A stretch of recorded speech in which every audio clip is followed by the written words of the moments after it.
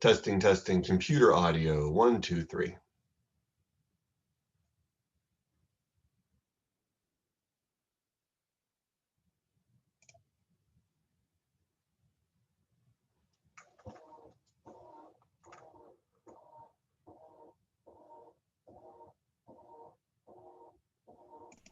Hey, Hello, hello. can you hear me? Good to see you.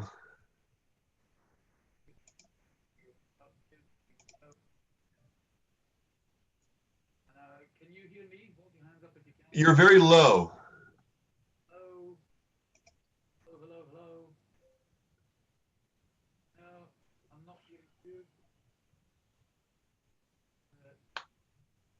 Sound. Hello. No. What's happening here? Hold on. Zoom, zoom, zoom. Preferences. Let's have a look. Oh, hold on. Hold on, hold on, hold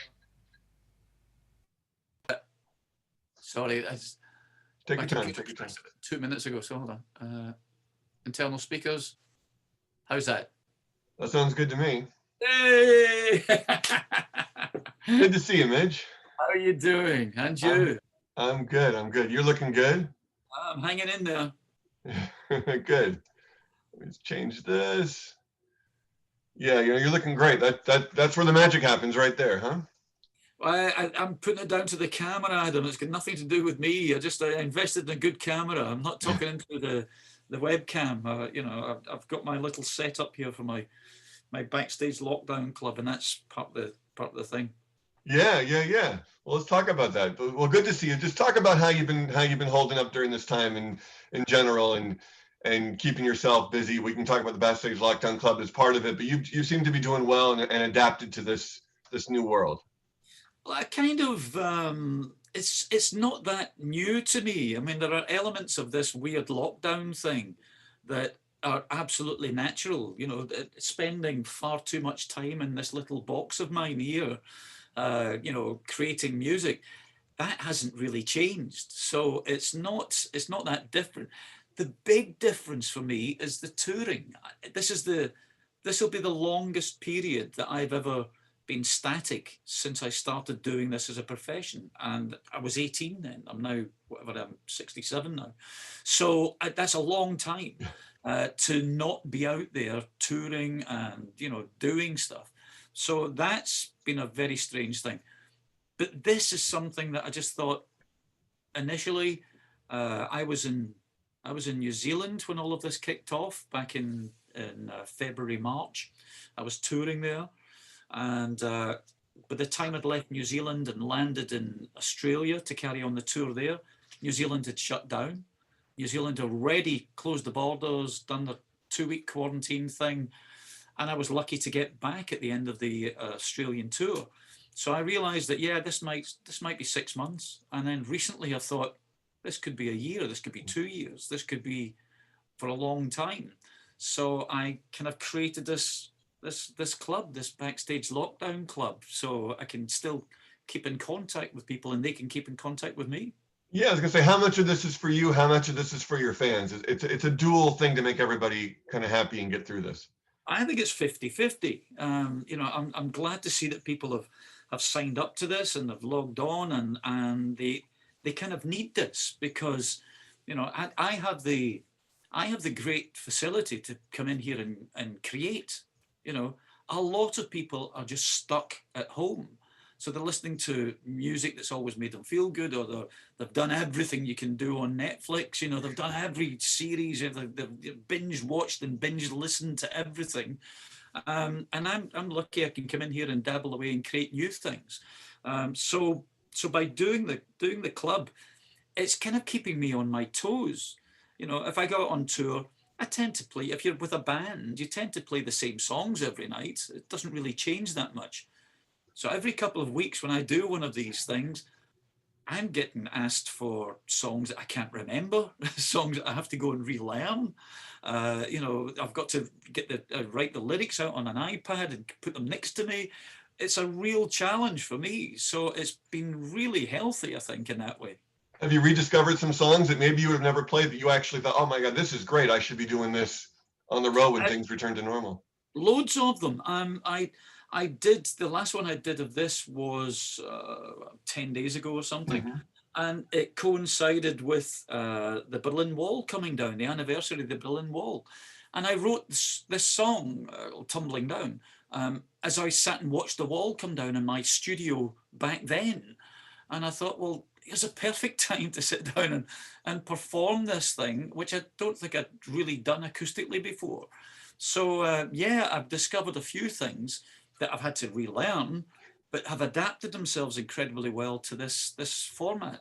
So as I say, it's the gauntlet has been thrown down every week. People saying, "Can you play this and can you play that?" But equally so, I get some crazy people asking me to play 7-minute long instrumentals where I played all the instruments. How am I going to do that? I just can't. It's physically impossible. That said, you've done well translating songs that were pretty much electronic or were very lush on record, and people have seen that you can turn these things into beautiful acoustic things. Talk about the joy in transforming a song into something really new when you do something like that. It must be a great experience for you as an artist. It's a great experience. I mean, it's been said many times. It's kind of separates the men from the boys, or the women from the girls. It's a sign of a good song if you can strip it right down to its absolute basics, which for someone like Elton John, you think, okay, that's easy. That's how he wrote the song in the first place, just him and a piano, or Billy Joel, or any of those guys. They sit and create it with the instrument. I don't. I create the songs either with a band, throwing ideas together, jamming them out, or in a studio like this, one piece at a time, like a great big jigsaw puzzle. And then at the end of a certain amount of time, you've got a finished song. Now, the challenge is the song good enough to take it all the way back and relearn it and play it on just an acoustic guitar? And sometimes for me, that's a real surprise when it happens, and it happens well. And I really get into it, the fact that I don't need all the stuff that I've spent months and months and months dreaming up and creating, all the melodies and counter melodies and structures and atmospheres. And you end up throwing it all away because it's just you with the guitar and an audience. And sometimes those things are better than the original recordings. And truthfully, and your voice, which I know we've talked about before, this great instrument that is the voice you have, it sounded so wonderful in some of these performances now. Just talk about that and just being able to kind of belt these things out, and the joy of still being able to do it and sometimes do it better than you did originally. But also sometimes worse. It's an organ like anything. It's a human thing. And I've never done warm-ups. I've never done any vocal exercises. I always find it funny at festivals where backstage the dressing rooms aren't dressing rooms. They're just divided by a sheet of material, so you can hear everything that's going on. And all around me, there's people going doing all these things, and I'm caught banging my chest and having a Pepsi, and then you walk on stage and just belt it out. I'm very, very lucky. I've abused my voice for such a long time, so I'm very lucky that I still have any kind of voice left. But it's something that it grows older as you do. So my voice is now a bit deeper than it was. I can still get to the high notes if I run at the microphone, but other than that, yeah, I'm very lucky. And speaking of festivals, you're of course the creator and originator of probably the best and most special festival of all time. If you can just put into words, having done Live Aid and Band Aid and all that, everything we're going through now, as someone who's an optimist, as someone who's helped the world for decades and continue to do so with monies from that, what are your words of optimism right now? How can people get through this? How can your fans get through this? What should people be doing and holding on to? Sometimes in the darkest moments, a piece of music or an idea or, spoken words will come along, someone will say something and things will fall in place. It just seems that, with the whole COVID situation, and I think maybe social media's got a lot to do with it as well. The world seems a very, very divided place. You know, we've been in worse situations. We've been through, you know, world wars and still come out the other side of it. You know, maybe a little bit better for it. You know, we're more, you know, we're more aware of other people's needs and desires. So even though this is a very dark time, it's also a very creative time. It's a time when you do have to think sideways. You have to think outside the box. All those dreadful cliches I'm just about to come out with. But you know, there's always something, you know, beyond this that maybe it's just out of reach right now, but will come along and it will change. Things will get better. And you know, music for me, it does exactly what it did when I was a kid. You know, you put on a piece of music and you close your eyes and it takes you out of the reality you're in at that moment in time and transports you somewhere else. Maybe somewhere else on a planet, and somewhere else, maybe somewhere that doesn't exist, but it takes you out of your reality, whatever that reality is. So I've got great hopes for the future. You know, I think people are basically good, and I think, you know, the good will always out, always. Although the bad stuff might seem to be battering us down right now, good will always shine through. Well said, well said. I was looking last night, Midge. I looking at anniversaries and things in your career, and it just happened that yesterday was the anniversary of the quartet release. It was October 15th, 38 years ago, I believe. So if I can ask you about that one, because that was honestly the first album that turned me on to you and everything you did back in the time. And I still remember the first time I played that album on tape. What did that album mean for you? Maybe here in the States, it could have been a breakthrough in some ways here in the States with some of those songs. I think some of those songs did. It was "Reap the Wild Wind" and stuff like that. So they were very much tied in with the birth of MTV and you know, all of that, which we didn't have. We had the content for MTV, but we didn't have the vehicle. So you guys were getting, you know, bombasted with you know, all those Brits making these videos we couldn't show. For me, I think it was the change in producer. Up to that point, we had done Vienna and Raging Eden with the brilliant German producer Conny Plank, who had worked with Kraftwerk and Neu and all of that stuff, who was a very creative left field producer. And all of a sudden we were working with Sir George Martin, you know, who had done the Beatles. And you think, my God, this man is so ridiculously musical. So it was a very polished record. And in some ways, I wasn't really keen on that. I liked the roughness of the first two. But there was something magical about working with, you know, George Martin and Jeff Emmerich, the engineer, who were the team who did Sergeant Pepper. Yeah. Who would have thought? You know, it's the stuff of schoolboy dreams to be in a studio with these guys working on your music. So yes, and it was the nearest that Ultravox ever got to any form of success, commercial success, I suppose, in America. You know, we got to be able to play 2,000-3,000 capacity venues, but because of the technology we were using, which is still very basic at the time, it meant we were still doing 5-hour sound checks. So we couldn't move on and open up for someone else in the sheds or open up and do festivals and things. We just physically couldn't do it. So we kind of stalemated at that point. My brother's always asking, you remember my brother is such a fan, he's always asking about Visions in Blue. Always ask Midge about Visions in Blue. He loves that song so much. He's got good taste. I love Visions in Blue as well. Yeah, that's a great one. Jeff Emmerich just passed away a couple years ago, I think. Yeah, I know. It was very, very sad. I know. Yeah. He was a lovely guy, very quiet man, really quiet man, and very unassuming. You wouldn't, if you saw him in a crowd of people, you wouldn't think this man was partly responsible for the technical nightmare that must have been recording, you know, Sergeant Pepper on a 4-track tape machine. A 4-track tape machine. Genius, and create that sound. Yeah. And talk about this other anniversary now, of course, with this fabulous Vienna set that's out there now for people to get. This is deluxe in so many ways. Just how proud you are of that album and how great this package is for people that want to experience Vienna anew. It's still a bit alien to try and it doesn't roll off the tongue very easily, you know, 40th anniversary of the Vienna album. But yeah, I'm immensely proud of it. Strangely, it's getting better reviews now than it did when it was first released. You know, people are citing it as a benchmark, as a mark that was the standard for things to come.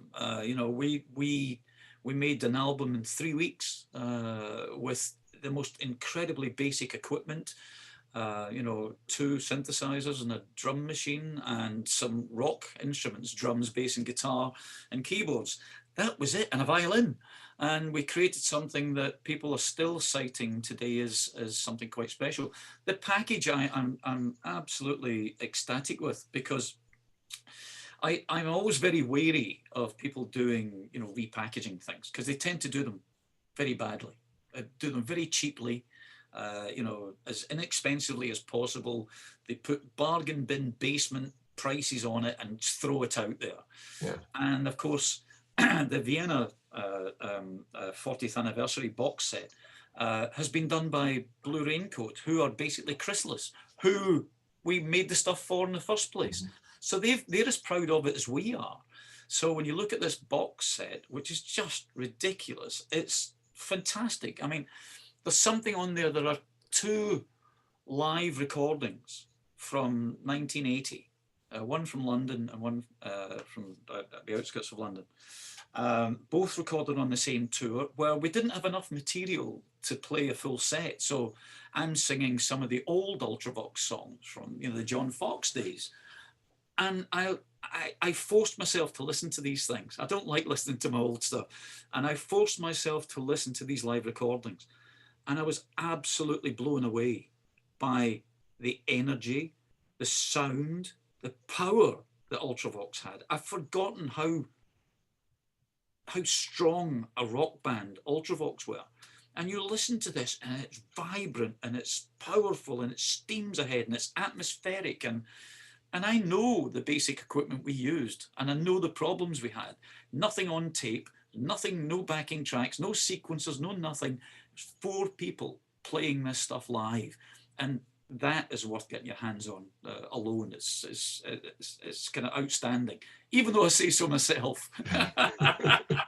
Well, you should be proud of that. You should be proud of that. And of course, that means there's going to be other anniversaries coming up, various other 40th anniversaries, because you had a great success with a bunch of great records, and all your solo career kicked in not too long after that. So do you have things in the works? Do you have hopes and dreams for re-releasing some of that stuff?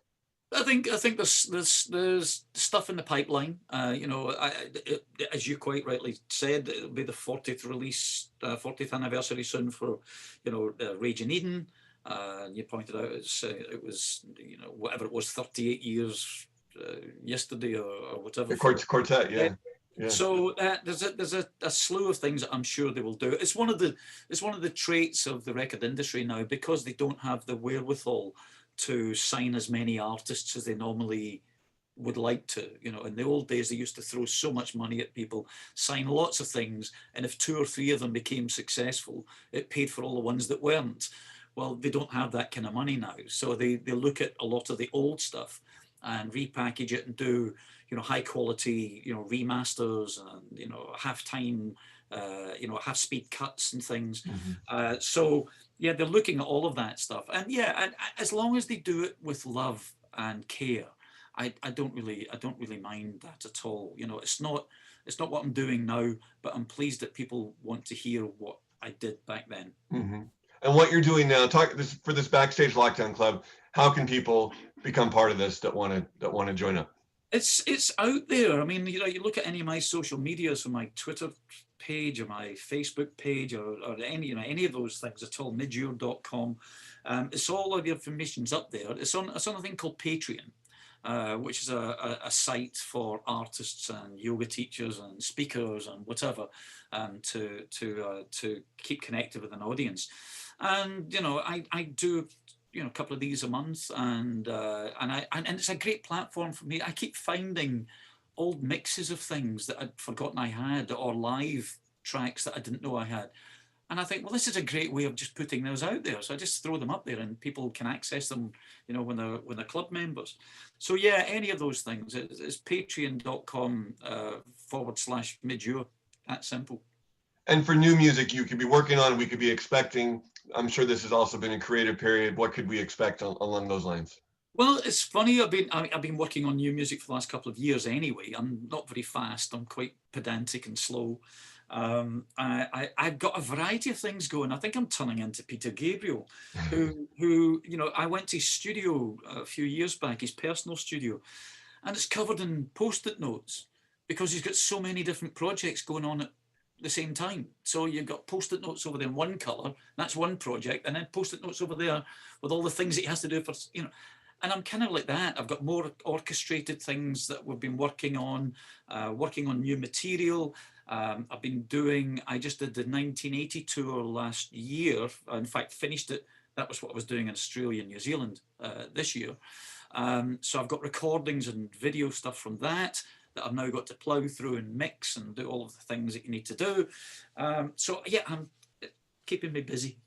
Very good. Well, that's good to hear. I think the world of you and all your recent stuff and everything that's coming. I'm really looking forward to, and glad to see you're doing well and keeping at it. And it's good.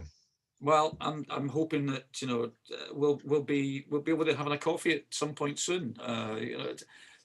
The one thing that's killing me is not being on a plane, or not being on a train, or not being in the car, traveling and going out and doing my thing. So as soon as I can, I'll be back over. I know, hopefully you will, or I'll be out that way when things clear up, and that'll be good. Took the family to England last year and had a blast, but it's been a year, so hopefully we'll be getting back to next time over, come to Bath. Beautiful Bath. It's the most stunning place on earth. I saw that great shot of you at the ceremony getting your degree or whatever that was, the special honor you had a couple years back. That looked fabulous. Yeah. I wear a cape well. It looked good.